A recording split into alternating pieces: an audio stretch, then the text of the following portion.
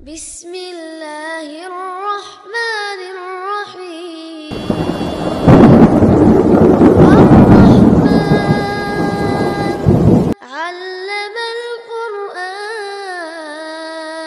Namanya penyakit menular itu ada dalam Islam.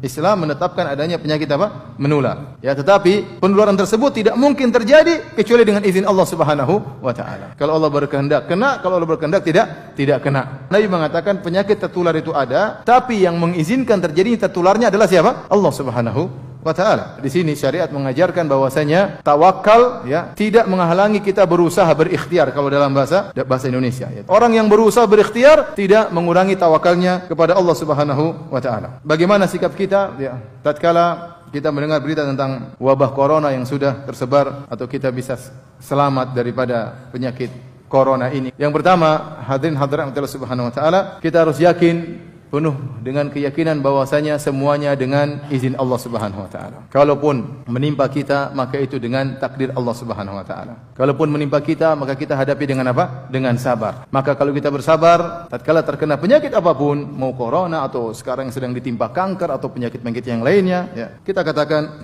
kematian tetap datang kepada kita. Ta'addadatil asbabu wal mautu wahid. Sebab-sebab kematian banyak, kematian satu, ya. Ada yang meninggal karena kena corona, ada yang meninggal ya kena kanker, ada yang meninggal ketabrak mobil, ada yang meninggal kena penyakit lain ya. Tetapi bagaimana sikap kita tatkala terkena musibah? Kita sabar, kita meyakini ya kun lan yusibana illa ma katabahu Allahu lana. Katakanlah bahwasanya tidak ada yang menimpa kita kecuali apa yang telah Allah takdirkan kepada kita. Meskipun kita sudah berusaha menghindar, kalau memang Allah takdirkan kena, akan kena. Kata Allah Subhanahu wa taala, tidakkah kau lihat kepada orang-orang Bani Israel di zaman dahulu, mereka keluar dari negeri mereka karena takut mati. Sebagian ahli tafsir mengatakan ada wabah menimpa negeri mereka. Kemudian mereka keluar takut mati, mereka keluar meninggalkan negeri tersebut.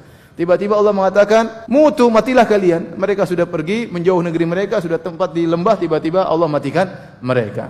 Apakah mati karena wabah ataukah mati karena sebab yang lainnya? Perbanyak berdoa kepada Allah Subhanahu wa taala. Di antara doa-doa yang diajarkan oleh Rasulullah sallallahu alaihi wasallam seperti doa pagi petang, bismillahilladzi la yadhurru ma'asmihi syai'un fil ardi wala fis sama' wa huwas samiul alim. 3 kali kita baca, pagi dan petang. Dengan nama Allah ya, yang suatu pun tidak bisa memberi kemudaratan, suatu di langit maupun di bumi. Kalau kita sebut nama Allah tersebut, wa huwa samiul alim, dan dia maha mendengar lagi maha mengetahui. Kita ucapkan dengan penuh keyakinan. Insyaallah barang siapa mengucapkannya dengan penuh keyakinan 3 kali di pagi hari, 3 kali di petang hari, maka insyaallah dia tidak akan terkena penyakit virus corona ya. Di antaranya baca 2 ayat terakhir dari surat Al-Baqarah ya. Amanar Rasul dan seterusnya. Man qara'a bil ayataini min akhir suratil Baqarah fi lailatin kafatahu. Barang siapa yang baca 2 ayat terakhir dari surat Al-Baqarah di malam hari, maka kedua ayat tersebut akan mencukupkan dia. Itu akan menjaga dia.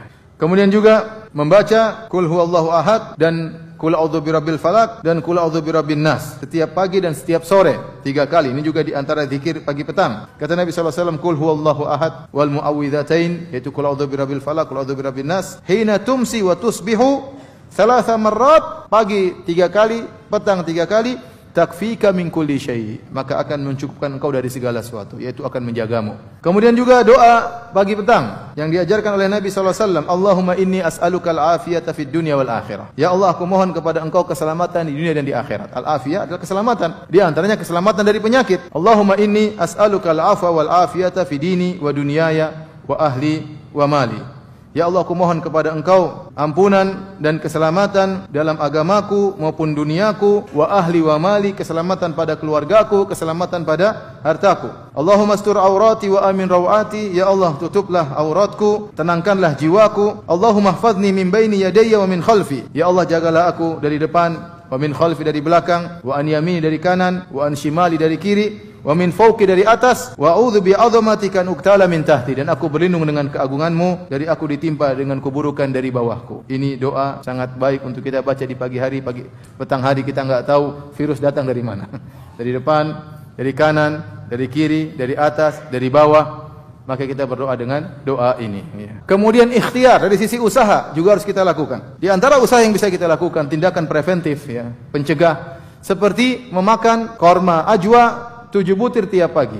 Sa'ad bin Abi Waqqas berkata, sami'tu Rasulullah SAW yaqul, aku mendengar Rasulullah SAW bersabda, man tasabbaha sab'a tamaratin ajwah lam yadhurruhu dzalikal yauma summun wala sihrun. Barang siapa yang di pagi hari macam makan korma ajwa 7 butir, maka pada hari tersebut dia tidak akan ditimpa dengan racun maupun sihir. Kemudian juga di antaranya tadi kita melakukan tindakan jangan mendatangi lokasi tersebut. Bukan karena kita takut mati, bukan, tetapi karena itu perintah Nabi sallallahu alaihi wasallam. Nabi yang menyuruh kita untuk berusaha. Idza sami'tum bihi bi ardin fala taqdumu 'alaiha. Kalau kalian mendengar ada wabah di suatu tempat, maka jangan datang ke situ. Apalagi kalau kemudian pemerintah sudah mengatakan jangan ke situ, sudah menutup pintu untuk ke sana, maka jangan ke sana ya. Kita berusaha menjalankan sunnah-sunnah Nabi sallallahu alaihi wasallam, terutama yang berkaitan dengan kebersihan. Dan saya tidak tahu ada suatu agama yang benar-benar perhatian terhadap kebersihan seperti Islam. Kalau kita berwudu, ya, maka bisa hilang virus tersebut dari tubuh kita. Terutama bagian tubuh yang sering kena udara. Bagian tubuh yang sering kena udara. Itulah anggota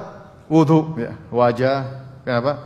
Telinga, tangan, kaki. Inilah bagian tubuh yang sering keluar, sering berinteraksi dengan apa? Udara. Seandainya virus tersebut ternyata bisa tersebar melalui udara, kemudian nempel di tubuh kita, alhamdulillah kita bisa membersihkan dengan berwudu. Kemudian juga tatkala bersin, Islam mengajarkan bagaimana ya bersin yang benar. Karena Nabi SAW idza atasa ghatta wajhahu bi yadayhi aw bi thawbihi wa ghadda biha sautahu. Di antara kebiasaan Nabi kalau bersin, maka beliau menutup wajah beliau. Menutup wajah beliau dengan kedua tangannya agar tidak tersebar kemana-mana. Karena bisa jadi virus tersebar ke udara, akhirnya kita beri kemudaratan kepada orang lain, atau dia tutup dengan baju beliau, ya, dan beliau merendahkan suaranya. Ya. Kemudian juga masalah makanan, tidak boleh makanan sembarang. Islam melarang kita untuk makan maitah, bangkai, ya, atau makan misalnya hewan yang tidak disembelih. Darah itu sumber penyakit, terkadang banyak penyakit di darah. Akhirnya kita goreng, kemudian kita rebus, kemudian kita makan darah tersebut. Dilarang dalam apa? Islam. Di agama apa diajarin seperti ini, akhi? Di agama mana diajarin seperti ini? Di agama mana? Agama Islam. Di antara hikmahnya kejadian ini membuat kita semakin beriman dengan sunnah-sunnah Rasulullah sallallahu alaihi wasallam. Demikian saja, semoga Allah Subhanahu wa taala menjaga kaum muslimin, menjaga negeri kita dari wabah, ya, dari virus, ya. Semoga saudara-saudara kita yang terkena penyakit bisa segera disembuhkan oleh Allah Subhanahu wa taala, dan semoga mereka orang-orang non muslim, orang kafir terkena virus tersebut bisa sadar dan beriman kembali kepada Tuhan Rabbul Alamin. Wallahu taala alam bisawab.